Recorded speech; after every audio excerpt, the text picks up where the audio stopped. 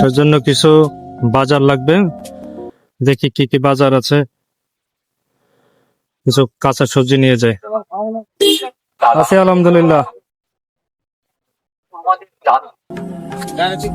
বাজার তো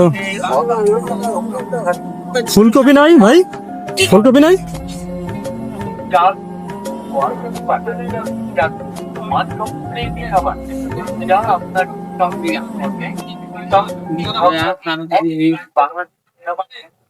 শীত চলে আসলে এখন যদি সবজির দাম না কমে, আমদানি নাই, আমদানি থাকলে না কমতো।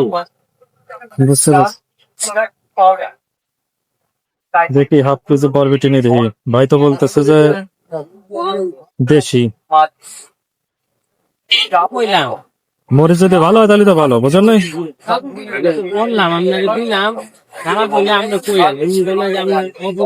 অবশেষে আমার বাজার কম।